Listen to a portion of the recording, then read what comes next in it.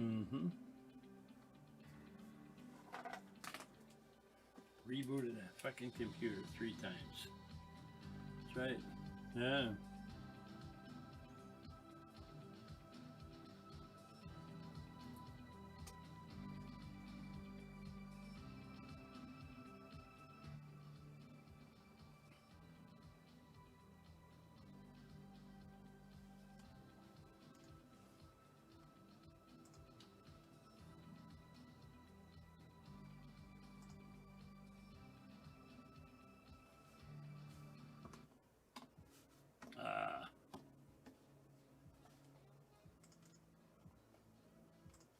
There we go. God damn it to hell. I'm so tired of this. There we go. Well, we got one camera back. What about that? The computers seem to be failing today. But welcome, good woodticks and patriots. We are back. Sorta, kinda. We'll see what happens. I have to go back here and do a quick not available. Anyway, it's Wednesday, 9/22/21. We have a great show for you, if I can get to it, through all the technical swamp work that shows up here. We just dropped one of the tags we got here. Hang on. Oh, yep. Anyway, it started off. Camel Toe Harris cackles when reporters ask her about Americans trapped in Afghanistan.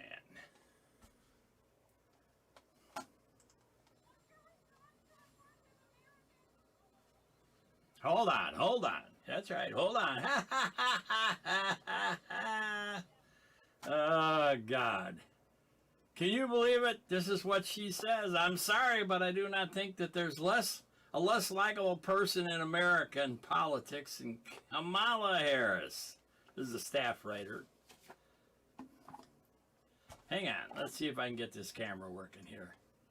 I don't know why this is still not there. Input. Yeah.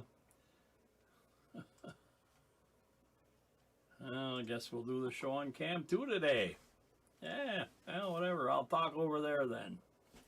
Anyways, the story goes, what the hell is a downright bizarre witch cackle that Vice President does on a rare occasion that she actually gets a real question from some reporter? What do you think about that?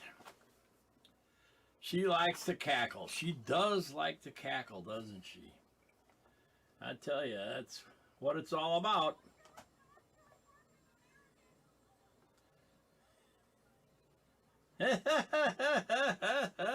Yeah, that's your vice president running around the world doing stuff.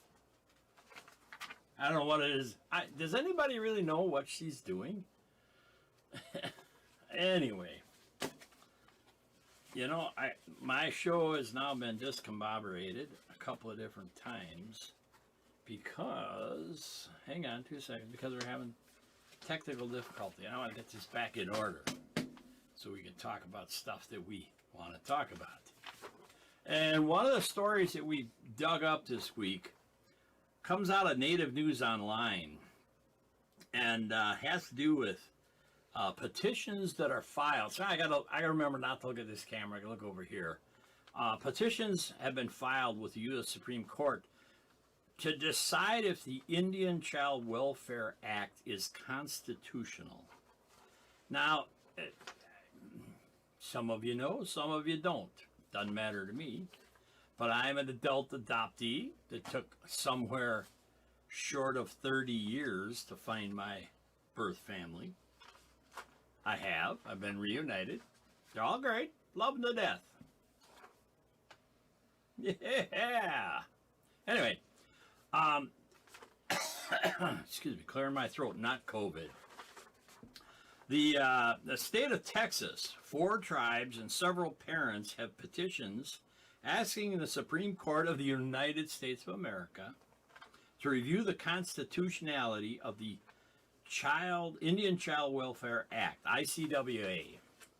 And I think that went in 60, 70 something. Anyway, the petition stems from the U.S. Fifth Circuit Court of Appeals decision last April in the Bracken-Holland, formerly Bracken-Bernhardt, that was originally the ICWA's as unconstitutional for discriminating against non-native families' placement of native children. Now, some of you don't know this. For years, decades, I ran the Circle of Life Foundation, which was dedicated to 100% searching for adult adoptee families, birth families. And I ran across tens of thousands of adult adoptees searching while I was searching myself.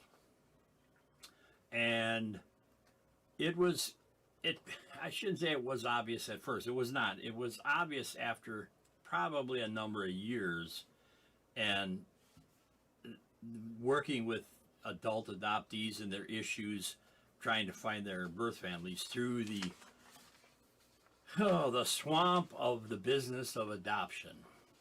And it's a swamp. If you think American politics are swampy, you should take a look at the adoption process. I'm not saying it's good or bad, but once a child becomes an adult, there are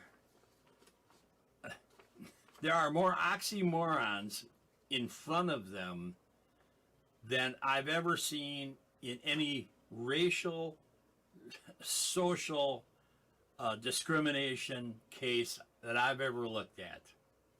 It has nothing to do with an adult citizen finding out their roots. Boy, was there ever a movie made that was talked about roots? Oh, Lordy.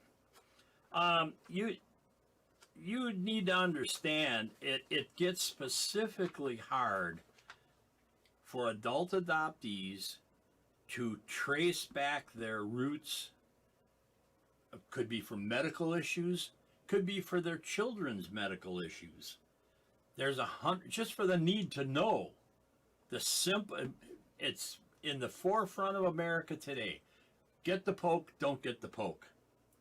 It's freedom of choice. As an adult adoptee, and if you look at state laws, around the country, you will find that there are many, many paths for birth parents to including leave inheritance to their children that they have relinquished to the adoption system that are written into state statutes. Yeah, believe it or not, you'll become dumbfounded if you ever take a look at the industry. And obviously, it's majority of time, especially back in the 40s, 30s, 40s, 50s, 60s, when it was theistic based rather than governmentally based. And the courts are now meddling in all systems in the adoption child marketing world. A lot of people are going to say, oh, Jim, you're nuts. What are you picking on the adoption industry for? I'm not necessarily picking on the adoption industry. What I'm looking at, or maybe picking at, is the system by which children get taken care of. And once they're no longer children, what is their mental, their psychological, and their offspring situation? Those are the things that, and I say bind America, yet those little pieces of information that everybody wants to talk about or know flippantly without going through the system becomes, let's call it an information flow of frustration. And it shouldn't be. Native American children, this act was supposed to be set up to protect them throughout the system, to make sure that they could land in a family setting that was conducive of, why is this This thing is acting. Sorry, my technical stuff is still acting up in front of me. Right in front of me here. Anyway, so the children were taken care of. And isn't that what it was always supposed to be about? My heart goes out to the kids who do not grow up in two family or two parents, male, female. On this show, it's male, female, homes. And at some point, an adult child needs to know where they came from. We always say that. You don't know where you're going to go if you don't know where you've been. And I personally know, oh, Lordy, of two that come to mind. Two adult adoptees who went searching. One found out that his biological father, I believe, was a chief in an Indian nation, at a tribe. Sorry, my bad. I'm not native, so my terminology may be off a little bit. But anyway, I believe he was deceased, but he could not get back on the tribal rolls for his children. And that, in the scheme of Welcome to America, it's obscene. And yeah, we'll have the arguments about, well, everybody signed the papers, they could relinquish the papers, and he had a nice, yes, he had a very nice, he is having an extremely nice life. Great, he's got grandkids, loves them to death. His wife, she's a sweetheart. He found his birth mother. They're reunited. Have a very acceptable relationship, from my understanding. I have a very, personally, I went from a baby of the family to the oldest of, 7 children.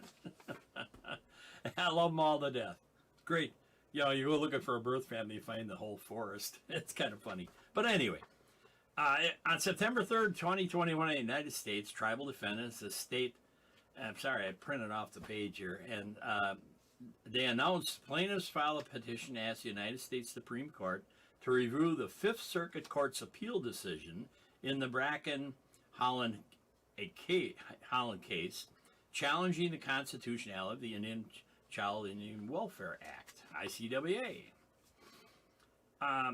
Protect ICWA campaign stands for the United States and tribal defendants who have defended the ICWA and its critical protections for Indian children and families who are in state court child custody proceedings.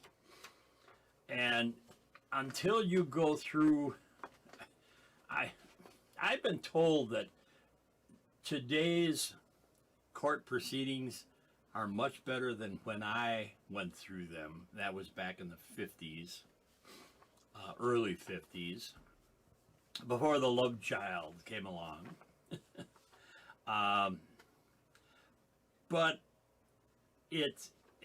I don't know that we've learned anything in practical application in how children move from a questionable environment to a quote-unquote stable environment. I haven't looked at it in a long time, and I may have to come back and report on it again later, or I'll get somebody that knows something, because I'll tell you, the psychological and the sociological implications of adult adoptees in society, depending upon where they float in, let's say they're search, don't search. I have a brother that is animate, doesn't want to search, will never search, and thinks possibly I'm the devil incarnate for searching and whatever. I really don't know. And at some point you got to shuck all that stuff off and just say you're going to do what you're going to do. And much like get the poke, don't get the poke. Yeah.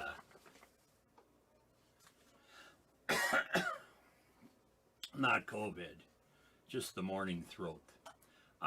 So I will say that I'll keep an eye on this. And in the scheme of what goes on in America today, you would think it would be a little bit more advanced in our thinking. Yeah. One would hope anyway that we were more advanced in our thinking. So I will keep an eye on that story. And kind of a story that's part of this thought train is it bleeds over into the educational system. Oh, here we go. No left turn in education. We got to talk about what's socially acceptable in America today. And we get those, we got to teach those youngins 4K, kindergarten, pre-kindergarten. But anyway, so this story goes on to say the vast majority of Americans don't learn about Indian boarding schools growing up. These native leaders and educators want to change that. And I will tell you that, welcome to what I was talking about before, within the adult adoptee searching world, the native, there's been a couple movies made, the native boarding homes that were set up. There was one specifically I watched probably last year sometime, had to do with hockey, Native American children, Alaskans, I think, playing hockey, and how a community in rural America, but even Canada, I don't remember, saw the community saw zero, nada, opportunity for some of these young kids, and they were in this boarding schools waiting to be adopted or go to foster parenting homes, and it really was just a day-to-day status quo kind of thing. You stayed there, and a teacher came in with high hopes and taught the kids how to play soccer or hockey, and it turned out I don't know if they got one goal at a tournament they went to or something like that, but it was the binding factor of teamwork, and that you can get up off the couch and go do things and have a positive effect in your life and in other lives. So, why do I have those off? No, I don't want them on. Anyway, sorry, still playing techie. It's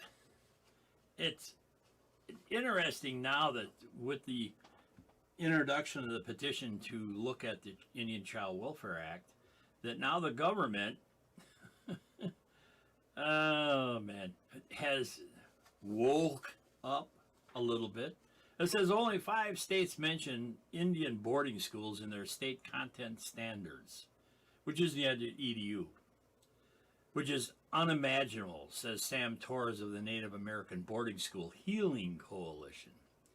It's obviously a representation and reflection of what is being valued in education and curricular context. And that was in September of 2021. As the United States federal government gears up to assess the genocide it perpetrated against Native communities for nearly a century, Native leaders and academia says there's one glaring method for assessing truth and healing: its education. And, it's true. The truth will set you free. Oh, yeah, baby. Roughly 54% of public schools across the United States make no mention of Native Americans in their K-12 curriculum, and 87% of the state history standards don't discuss Native American history after 1900. And one can, which brings to mind a very vivid image that Hollywood has given us about how we perceive what was the Native American community prior to the industrialization of America. Hollywood did it very well. Oh, John Wayne, yeah, bring it on, buddy. Okay, here we go. And according to a study conducted in 2019, so this isn't something this is not a study that came out, 30, 40 years ago. This was just 2 years ago. Anyway, so I would advise educators, people who may be listening to the show that are involved in the no left turn in education, among other things, getting rid of CRT, critical race theory. There's another analogy that I use with those with CRT, but I can't say it on the air. Well, I guess I could because I own a network. But again, the truth will set you free, and there's nothing wrong with truth as it is told truthfully. When you start muddling it up with special interest groups, writing the curriculum, it starts to not make sense, and it's very hard to listen to. As a byline, I was at my heart doctor's office the other day, and we started talking about, oh, what's a JustJim Show? I says, well, it's a conservative Patriot talk show, and that's exactly what I try to do, is talk about many different things with one resounding message. People have forgotten to listen.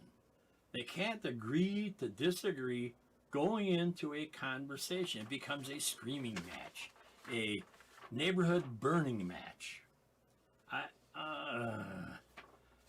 And if there isn't a frustration button that everybody has somewhere on their body, that has to be it. Middle America doesn't like to sit down of course, they don't like to sit down at 10 o'clock, 4 o'clock, 6 o'clock, whatever it is, watch news clips, as sensational as they are, of the local used car lot burning up. We just don't want to see it. That's not what we're about. It's not what America's about. And the frustration level is very much rising in middle America, who just needs to get to work, take their poke, don't take their poke, get back to work, do what they do, and have politicians stay the F out of their lives, though we elect people. I'm going to tell you, I've been a proponent of electing soccer moms to office, because I tell you, we get our snacks on time, and if that's all we get, then that's all we get. This is two very interesting stories. They'll never make the national news. They'll never make the local news. They probably won't even hit half of the talk shows that claim to be bringing news that isn't news being brought to you by the networks. And I don't know why, because it's very much the fiber of our society. What they will talk about, though, is, and I'm not going to go there at the moment, but I will.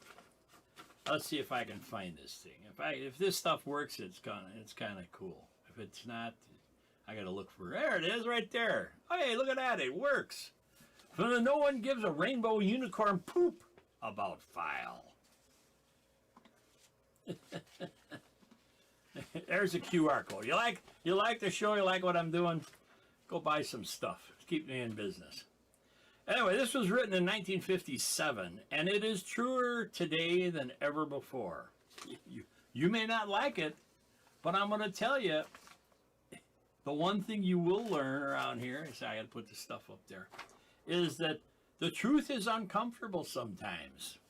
Sometimes you get the wiggle in your seat because, wow, I thought that, but I really didn't know that. It's still not online. Still not there. Device, it's there, it's right. I'm looking right at it. It's there, it's on. I don't know what's going on. I do know what's going on. It's a piece of crap computer somebody built for me. That's it. 1957. Ayn Rand. You may not know who Ayn Rand is. I'm going to tell you what he wrote. There it is. When you see that in order to produce, you need to obtain permission from men who produce nothing, when you see that money is flowing to those who deal, not in goods but in favors, when you see that men get richer by graft and by pull than by work, and your laws don't protect you against them, but protect them against you, is there anything that rings true today in our political social world than this? When you see corruption being rewarded and honesty becoming a self-sacrifice, I can go on and on about that, with people getting the poke, not getting the poke, some court and a government entity telling corporations, You have to make people get the poke. And then a president of the United States saying, our patience is wearing thin. You know, I'm going to say one thing to you, buddy, right there. Sniffin' Joe. Go take a flight. When you see corruption being rewarded and honesty becoming a self-sacrifice, you may know that your society is doomed. Atlas Shrugged, 1957. What? 1957 this was written? Atlas Shrugged. Yes, we are living in interesting times. Mark those words. I continue to say across the board, the way things are going, it cannot end well. And I'm not a proponent of anything. What I'm saying is the special interest groups will continue to hit buttons and hit buttons for their special interests with total disregard for the opposite side of a coin. And if you know anything about sociology and or chemistry, for every action there's a reaction. And as long as there's no reaction, people today seem to keep wanting to do stuff because there's no reaction. Excuse me. Not COVID. Anyway, from the other side of the no one gives a rainbow unicorn poop about file. Question for you. Showed up yesterday.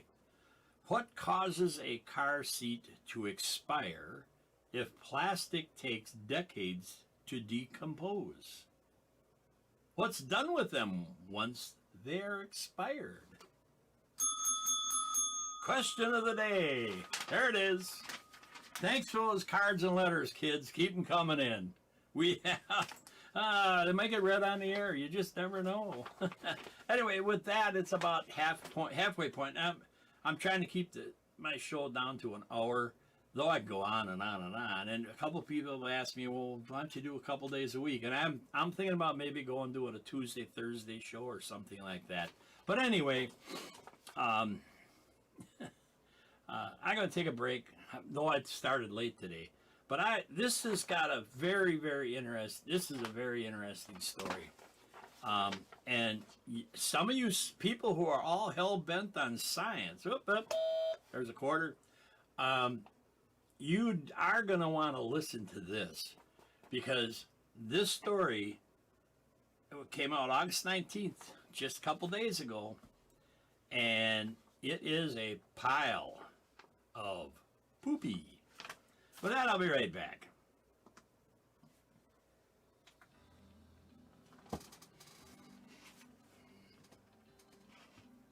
Piece of shit computer. Yes. It's got not a fucking thing to do. No. Stream Deck quit working. Plug it, move it in a different USB port. Now it works. I'm telling you that it is just fucking USB section in here sucks. Sucks.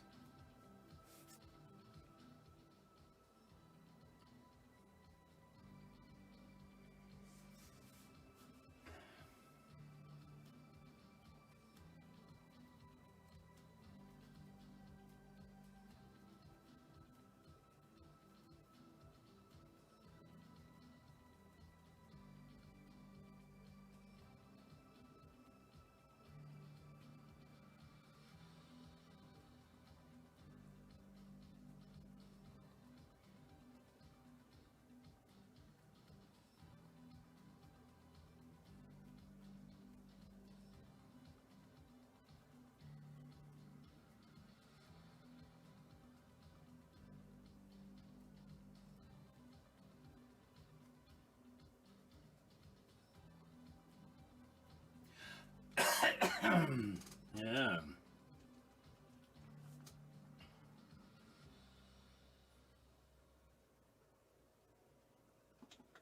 Oh, there we go. We're back. Hey, welcome back to the Just Jim Show. Wood Ticks and Patriots.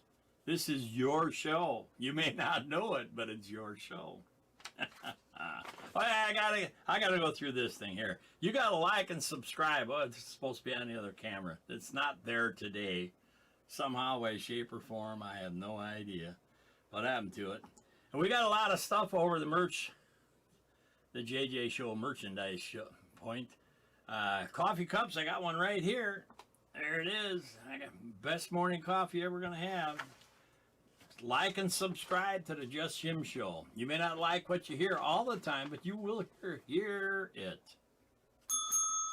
And with that, let's get on to something here. Here, I'm gonna play a little heavy duty music here underneath. You know, everybody's so hot to trot on the poke, don't get poked storyline, byline. A story came out just the other day, August 19th, 2021. Pfizer and Moderna never tested safely the efficacy and intentionally lost their vaccine group during clinical trials. There's the story. When Pfizer and Moderna vaccines were being tested, they were done with a control group. Now, you know what that is, right? If you don't, I'm going to tell you. That is a group of people participating in the trial who were given what's called a placebo. Something that doesn't do anything, which is not the vaccine at all. It was probably a saline solution. I don't know if somebody's from Pfizer, Moderna want to call up 855-490-2300. That's the toll-free number. You can get it right here. Got the hotline right over there. You can tell me what it was. And one group, the experimental group, gets the medicine, and the other group, the control group, does not. So that's how you balance stuff. You give somebody nothing, sugar tablet, whatever it is, in the old days, and then you give somebody some medicine. There, now we'll get off the music. Though I do have better music than that, too. Let me see what I got here. Right here. There, this is more appropriate, maybe. Nope, here. There we go. It's more comedic. Because the man behind the curtain is most of the time on the comedic side. During the trial period, the vaccines were given Emergency Use Authorization, EUA.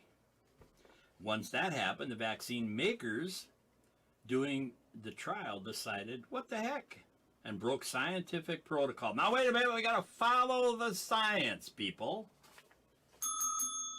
Right? We have to follow the science. All you pokers, and I'm not talking a full house, continue to scream, follow the science. Yes, follow. If I had my other mixer, I'd put on echo. Follow the science. So, but the test groups, the big boys with the juice, the go juice, decided that they were going to chuck the scientific protocols and contacted the control group. Now, the control group is the group that doesn't get anything. They got the sugar water, saline solution, whatever it was. And to tell them that they were the control group and that they were not vaccinated. After that, nearly all of the control group got vaccinated. Wait a minute. Where's my siren? No, that's... Yeah. So they all ran out. Oh, we were the guinea pigs. We didn't get vaccination, so now I got to go get vaccinated. So what does that do to the science? Huh? Are we still following the science? I think not. That intentionally ended the control group, which violated the scientific reasoning to test if the vaccine has any effectiveness that would show a benefit to people. But it also threw out the window of any chance of testing for safety issues. So let's see. We've now got a couple groups of people, and they don't mention in this article, how many people are actually in each group. So I don't know that. When you get rid of the control group, you defeated the purpose of being able to compare the vaccinated group against the placebo group. Oh, and according to the NPR, they're one of the most conservative radio groups I've ever run into. NPR, National Public Radio. The scientists and doctors lost the control group in the Johnson County clinical trial in Lexington, Kansas, intentionally. It is intentional. If you pick up the phone and you call a group of people and say, you know, you were our control group, you really didn't get anything. So if you want to get a vaccine, you know, come on in, we'll give you the real dose. If they were truthful. Maybe they gave him another placebo. You never know. Dr. Carlos Fierro, who runs the study there, says every participant was called back after the Food and Drug Administration authorized the vaccine. During that visit, we discussed the options, which included staying in the study without the vaccine, and amazingly, there were a couple of people, who chose to do that.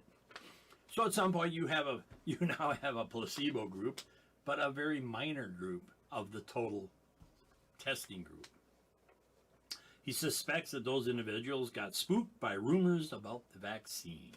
But everybody else who had the placebo shot went ahead and got the actual vaccine. So now Fierro has essentially no comparison group left for the ongoing study. It's a loss from a scientific standpoint. We're following the what? Science. But given the circumstances, I think it's the right thing to do, he said. Huh? Who? What? Where? When? He suspects, sorry, my bad. People signing up for those studies were not promised special treatment, but once the FDA authorized vaccines, their developers decided to offer the shots. So we're totally muddying up the swamp. Wait a minute. Is that right? Can you muddy up a swamp? So the FDA is in the middle of what? This is, I do not know, I'll be honest to say, truth will set me free. I do not know whether or not this was the only group by the FDA. I don't know. I'm assuming not. You would think that they'd have a bigger test group somewhere else. The fact of the matter is the FDA emergency use authorization for the vaccines was based on the outcome of these particular trials. Oh, so this is where the FDA, you're going to do the test. So, and when you do the first part of the test, you can call them up, tell them, well, you got the placebo, you can get the real shot if you want. Excuse me, not COVID. And then all of a sudden the FDA says, well, you gave us the test results, but you don't have anything to back it up because you're not following the science. So right now there's no control group left to make a competent comparison of outcomes for vaccinated versus unvaccinated people. So when you hear P. Saki coming out with a bunch of new numbers the government likes to throw out all the time at those press conferences, and spitting out numbers about this, that, or the other thing, you got to wonder where they're getting the numbers from. Huh? Where are they getting the numbers from? There's no test group anymore. That the FDA, the people who are rubber stamping the use of this vaccine.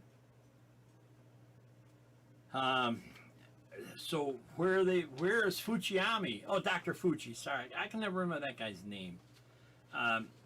Or get it out right. Where are they coming up with this follow the science crap? Because they're not following the science. And yes, it's crap. When this stuff comes to light, this makes the whole kit and caboodle just gator bait in the swamp.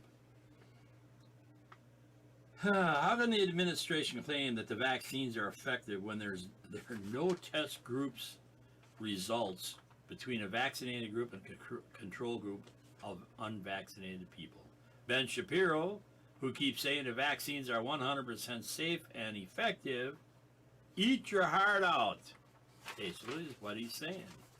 You can take your science and shove it where the sun don't shine, is what is being said without saying it. And I kind of sort of gotta understand and go along with it. I still get tongue-in-cheek sometimes, most of the time. But when you hear this whole group of people, oh God. You know, when you hear the whole group of people in Hollywood saying that, oh, I can go to a $30,000 plate dinner and have some yabba dabba doo put a bunch of shite on my back, saying rich gotta pay their fair share, blah blah, whatever. And this is the stuff that you get out same day-ish. You gotta wonder, how long is it gonna take before it doesn't end well? Congress has been immune from all of this testing thing, and that corporation has more than 100 employees. You know that. And no.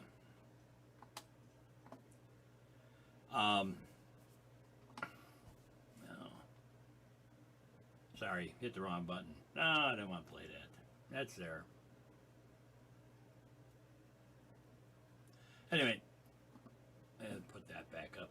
Anyway, when you see groups, Hollywood, actor and actress, because now I'm going to tell you right now, they'll argue this definition, but because I do this show and it's a public show, that makes me an actor, so I'm technically immune or do not have to get a poke. Whether I do or don't, it's not anybody's business. But this seems to be what's going on. There are these whole groups of people that are being sidelined, that are excluded from the poke don't poke mandates. And you and I both know in the long run this stuff's going to get overturned if in fact we elected or appointed the truth-seeking justices in the Supreme Court. I do not know at the moment. It seems like every once in a while there's a right turn and a left turn in what I believe is constitutionally acceptable. And in the scheme of that comment, no, I'm not a justice, don't have a law degree, but I got common sense.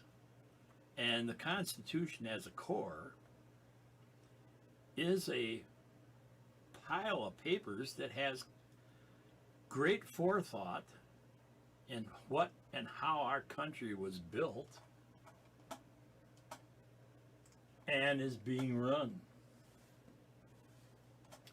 Now, just on that note, I gotta play this for a couple seconds, and then I'm running a little short on time, but I'll get to it. Here we go. This is somebody.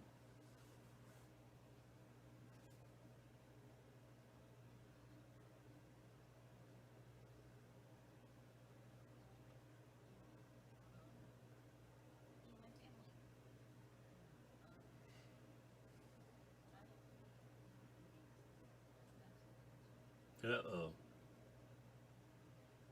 This is bad.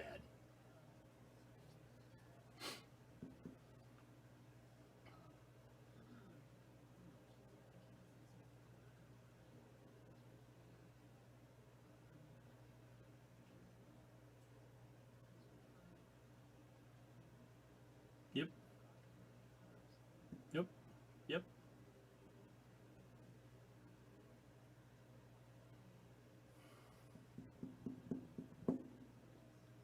Oh, yeah, you know. Oh, absolutely. You go to school, you get sick.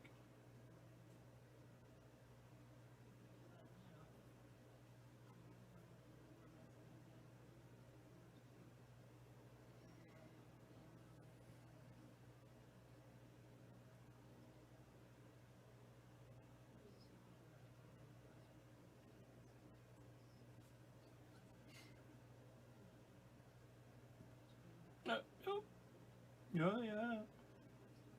Wait a minute. If we're not, wait a minute. Did you say you hope you don't get it? You got it.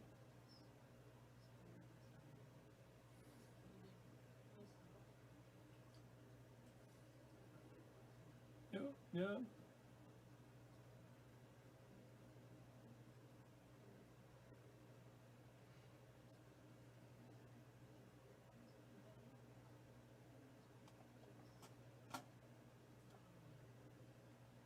It's not over yet.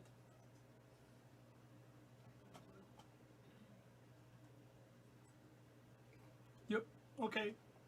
Goodbye. Stay safe. There we go. I'm glad I got that in for the day.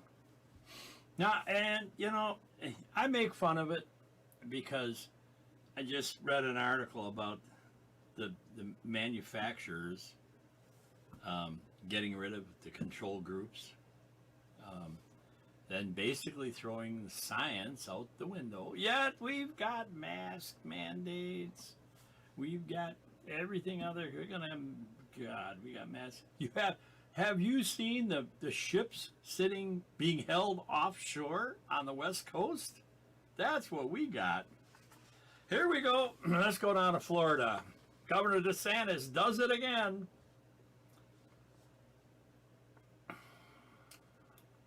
Governor Ron DeSantis is not screwing around with his no mask mandate for Florida schools. Last week, DeSantis signed an executive order telling Florida school districts that they may not impose mask mandates on their schools. Excuse me, not COVID. A state board, on Monday, the governor's office said if any school district establish mask mandates in defiance of his order, the State Board of Education may withhold salaries of school superintendents, novel idea, and school board members until they end mask mandates. Quote unquote, the State Board of Education could move to withhold the salary of district superintendent or school board members as a narrowly tailored means to address decision makers who led the violation of the law, governor's office said in a statement to the press. And besides, if Democratic governors, here's the argument 2 and 4, writing executive orders. Wait a minute, executive orders, who's writing them? Yep. Sniffing Joe. Anyway, if Democratic governors can write executive orders destroying their constituents' rights and freedoms, then a Republican governor can create an order to protect them. Hey, that novel idea, isn't it? The CDC has come under fire recently for sending mixed signals on COVID policies. Well, that's because there's no science to follow. Refer back, just hit the rewind button over there and go back and listen to their commentary. They got rid of the science, so now CDC doesn't know what to do. CDC Director Rochelle Walensky got caught lying numerous times over the past few weeks. For example, when asked to justify mask mandates for school children, Walensky said the CDC data says more children have died from COVID than the flu. Wait a minute, let me rewind. More children have died from COVID than from the flu. But the CDC's data actually shows the exact opposite. Wait, what data? There's no data to be had. Everything is up in the air. I don't have it up at the moment, but I can get it up shortly. I'll get it up next show. We had now in our little county here in Lake Wish I Be Gone, near the bunker, we now have a public health release to keep a watchful eye out for the flu. After 2 years, there's been no flu. Now the little Nazi in the county health department decides to come out with a notice about an uprising in flu. Isn't there any common sense anymore? Excuse me. It's like when you send your young'un to school for the first time. You get every Tom, Dick, and Harry coming in and converging into a classroom, and then all of a sudden you get the cold, sniffles, cough, a little bit of fever. Sometimes you even pass around tonsillitis stuff, And then remember, moms and dads, we had the measles party or chickenpox parties. Yeah, we let the kids play together to get chickenpox, so they don't get the shingles. Blah blah. So anyway, but the CDC's data actually shows the exact opposite of what she had been saying. In fact, almost twice as many children have died from influenza as from COVID. That's a fact, Jack. CDC also used a study from India. Wait a minute, from India to justify mask mandates when the study was rejected at peer review all the way up to the day before the CDC wanted to use it. You know, many of you have seen the video coming out of India. There must be 1, 2, 3, maybe 4 excuse me, workers making those little blue masks. They're in this little, I think 2 of them are sitting on the floor, and they just zipping through the sewing machines, and they're making rows and rows, hundreds of these little blue masks that you guys put on. I have black ones because I like black. It goes with everything.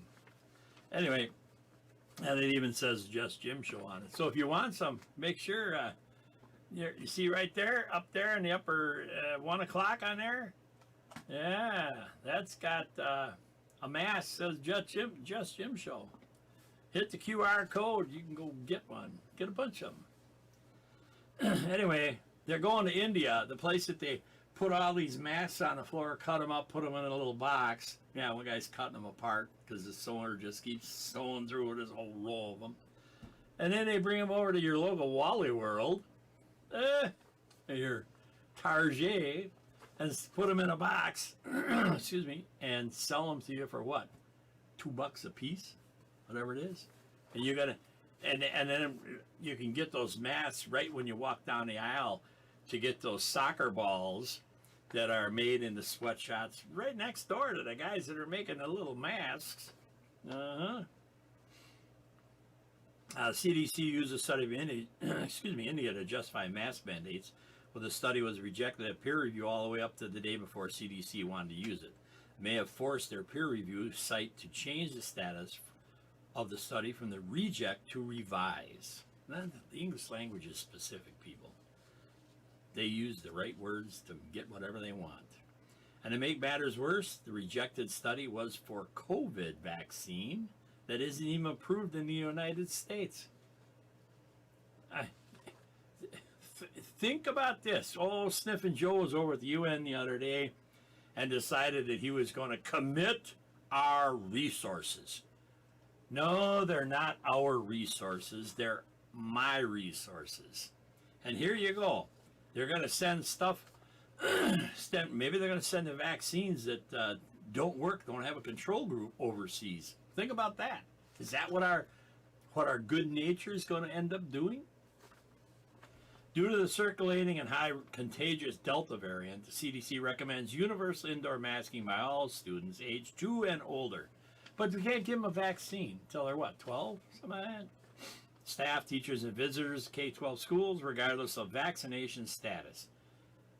And where's the science? Well, wait a minute, follow the science. If you got vaccinated, you shouldn't have to have any of this stuff. But this is a reoccurring cry from many people who have woken up.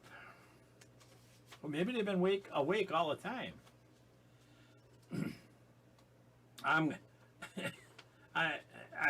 keep reading this stuff. The first time Florida governor defied the CDC when he decided that the state's elderly would be vaccinated first, while the CDC wanted another group to get the first priority, like postal workers, first responders, grocery store workers, teachers, and others. Now, I would have to see, as an ex-first responder, medic, I would have to say that if I were pro-vaccination, working in the field, which might change my opinion of getting or not getting the poke, because of the exposure potential on calls, I might have gotten a poke, and I would have to say that yes, as in, again, the science doesn't back anything up here. I'm exposed to a whole bunch of different people. And I guess if I want to protect myself, I put a mask on, I put gloves on. Hell, when I was a medic, I used to put 2 pair of gloves on because more often than not, you'd pop a hole in one of them. You know, I'm talking rural America here, where you're digging people out of a car that's cracked up. That's what I used to do. Anyway, and you get into stuff that you have no clue what it is you're about to get into. But anyway, I would have to put that medical and people who go out, firefighters, police people, police LEO, should have been along with the elderly, except those elderly people with heart conditions and other immune deficiencies or susceptible to illnesses were told not to get the vaccine. At least that's what I heard. Excuse me. Not COVID. I just, where DeSantis stood up, I hope he's got good people around him. I don't know him. I'm assuming that his people around him have some awakeness in their lives, in their brain. That decision, when compared to many other states that followed the CDC guidelines, saved thousands of lives. He made the decision after consulting doctors and medical experts about what to do when they were taught. That was with the cruise lines that were coming and going all the time. Beginning July 1st this last year, Florida law prohibited vaccine passports. Where are the rest of the governors in America? 14th Amendment here, people. States' rights. I don't see our flaccid governor coming up with enough spine to do this. I don't see it, and yet he's supposed to be for the people. I don't get it, and from that perspective, I gotta say, people, you need to get deep into your educational school boards, and or get behind your local sheriff. You need to understand what your county and local LEO officers will or will not do. How far they're willing to stretch out to protect the Constitution and your individual rights. And we're a democratic republic. It has everything to do about your individual rights. And I'll play a video here. I always play it, either one or the other, at the end of the show. And take heed to what that says. And you need to find elected officials.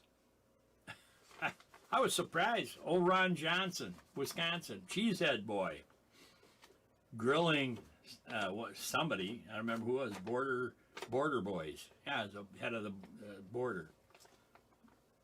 Asking the guys. Just get off the. If I'm going to go testify, if I run a department, whatever the department is, and I have to go testify, I'm called to come testify and give testimony about what's going on in my department that I'm running, I'm head of. And I walk in and I say, well, I'll be glad. I don't have those numbers with me. I'd be glad to send them to you after the meeting. Let me put in writing what it is you want to know. Now, what the guy is saying, what he just told Ron Johnson in a hearing yesterday, you have to submit an FOIA to me and my department, and I'll decide what numbers I'm going to redact from the FOIA, and then I'll send it to you. But it's going to be when the cameras are off. It's going to be when the mic is off, and nobody else can see what's going on in my department. Transparency, is that word in the English language? In a democratic republic? Is it in there? I'm going to say Ron Johnson should have come off the desk. Ronnie should have come over the top of that desk and had at him. I think you could have took him. I'm not advocating violence, but maybe you should have come over the top of the desk. I would have fired his ass on the spot. I don't have them. I'd be happy to send you those numbers when you put it in writing and tell me what you want, and then I'll redact what I don't want to tell you. That's exactly the way this government today is working. And I can't tell you, in probably the last 10 years, running Wisconsin Public Education Government Radio Network, TV radio network, I probably have somewhere in the neighborhood of 200, 300 FOIAs into local and county governments and state government. Most of which come back redact. You know what a redaction is? They take a black magic marker. They start crossing lines out that they think is whatever. And you want to know something? There ain't a DJ, a DA or a circuit judge that's sitting in office that has the cojones to stand up and defend the Constitution as it's written, both federal and state. And if you want to hear some recordings of that, where Huffy Puffy district attorney stood there and told me, oh, you hit my hot button. There it is. And the judges, he's now a judge, got appointed by, I'm sorry, governor may have done good things, but he sure didn't do a good thing there. It was out of touch. Didn't talk to the right people. Didn't have his nose or ear to the railroad track. But anyway, long story short, that's what goes on. And Ron Johnson, you keep going. Rand Paul, you keep going. Doing the things you have to do to defend our republic. And when you find the people that do that crap and say, oh, I don't have those records with me. Well, and Johnson said it as a corporate exec. Well, why are you here then? Why did you bother coming? You don't bring with you the information you need to give me what it is we're going to ask you.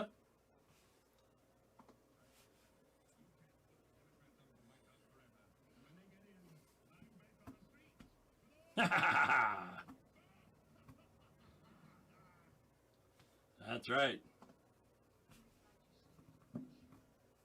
Yeah, thank you. Hey, and with that, I guess I'm not out of time because I'm going to make the show go as long as I want, but I do, I'm down to one cam. The other cams ain't working. 1, 2, 3, 4 cameras here. One is working. I'm telling you, the computer that got built is a piece of crap. Software doesn't work. Give me hardware any day. Hit a button, it works. And with that, I will have to say adieu for the moment. Although, now, wait a minute. No, we're not. We're going to... Here... Everybody's talking about the southern border, Camel Toe Harris. What's her name? Kamala Harris. Where the hell is she? She cackles when she gets asked a serious question. And every Tom, Dick, and Harry, the liberal press yesterday, I think it was yesterday, the day before, showed pictures of border agents on horseback. And they took certain camera angles and made it look like they were whipping these Haitians that were walking into America. And eventually there was a, what's the word, examination of the footage. And it was shown that, excuse me, wow, my coffee must be sticking in my throat. That the agents that were on horses were actually grabbing the shirts, reaching over and grabbing the shirts of illegal immigrants walking across the border. And it wasn't whipping with the reins of a horse. And if you know, anybody ride a horse? I hope they do. It's fun. It's great. But you got two reins, and you use them to tell the horse where to go, what to do. Stop, go, right, left, in between, up, down, jump, whatever. Had nothing to do with whipping Haitians.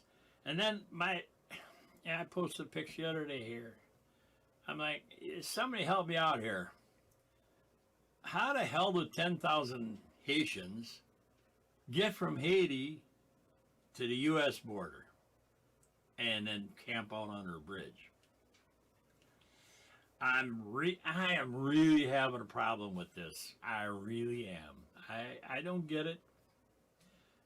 I do not get it whatsoever. How the hell they get there? If you don't have the money to grow a crop of corn, now that is Mother Nature doing its thing. I get that. And don't be blaming global warming, because for every month of global warming, you got another month of monsoons, which wipes out what little crop you have. I get it. But I don't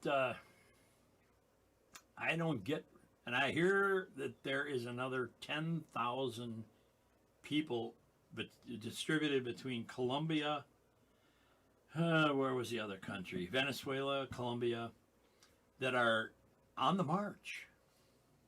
So obviously, Camel Toe Harris has not done her job.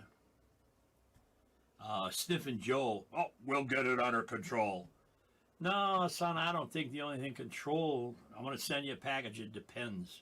It might help you control something. I'm assuming that this broadcast will be censored at some point. But hey, it's the way I feel. I love them to death, but that's the way it is. You know, my grandfather used to tell me, this personal story here, and we'll get out of here, that you can say anything you want to say. As long as you look upstairs and say, bless you.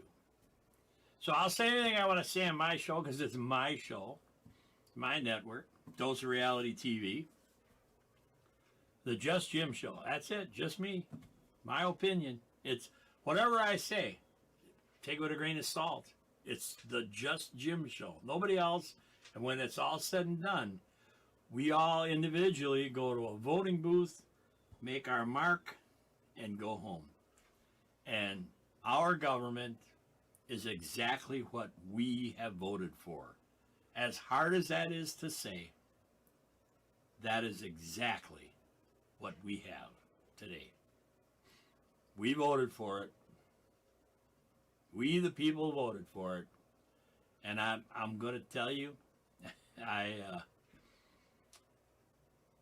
think we will rue the day that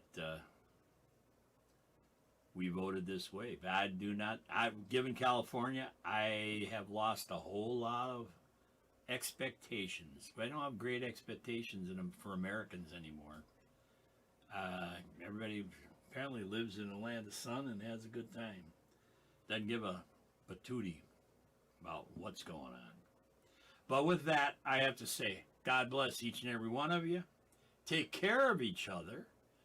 Agree to disagree. And remember how to listen. So the one thing that I continue to say it unequivocally, we don't listen to each other anymore. We expect, after the conversation starts, we expect a certain rhetoric. And most of the time we get it. Pretty much because you know exactly where that person's coming from. But every once in a while, you get a little right curve, left curve, whatever. Get into your local politics. It's the only way we can get America back to the way it was. Even if with minor changes or major changes, you still got to get in there and get involved. If you're not involved, you can't. I don't want to hear you. They'll go vote, blah, blah. God bless. We'll see you next time on the Just Jim Show.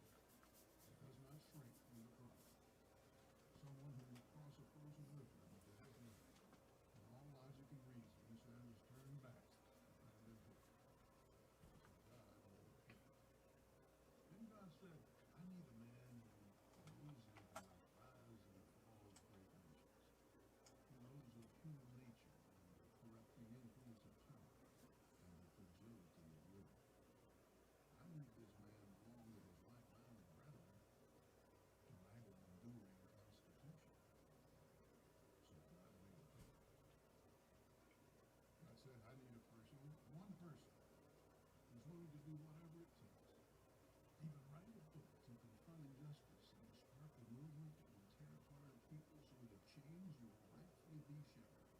But blessed you who eventually ignore it. God made a paper. And God said, I need someone who to love his family and love his country, cross a vast ocean, and storm a heavily fortified beach. And if he survives, charge through 200 yards of bullets and blood across that merciless beach. And if he survives, scale the towering cliffs. And if he survives, begin the long march to free a continent. And if he survives, return home and with the same resolute determination, rebuild a nation, and someday be called the greatest generation. So God made a patriot. And God said, I need someone who will, without thought of self, invest in schools and scouts and church and community, so that the proposition that all men are created equal remains a beacon to enlighten the world, and that such a beacon shall not perish from the earth. So God made a patriot. And God said, I need someone who will have the courage to not give up her seat on a bus and thus force a nation to confront its deepest divisions and heal the wounds and pursue the dream that inspires all hearts. So God made a patriot. And God said, I need someone strong enough to stand against any enemy, foreign or domestic, that would try to steal the freedom so dearly defended, the rights so righteously upheld, yet gentle enough to help a small child carry a star-spangled flag in a hometown parade. So God made a patriot. Then God said, I need a man who will speak the truth to his own leaders, that in order to preserve our great nation, we will not sacrifice the well-being of future generations for the sake of our own. Someone who will tirelessly toil day upon night, no matter the setback, no thought of surrender. Someone who will prayerfully rise every morning to climb the wall as a defender, duly endowed with the honored gift of generations before, while offering a solemn promise to generations ahead. A defender who will ensure that the way of truth and the torch of liberty remain forever lit. In a shining city on hill. So God made a patriot. I'll make a decision what I'm going to do. Got nothing to do with you. I'm just sorry you get bad mouth because you. Yeah.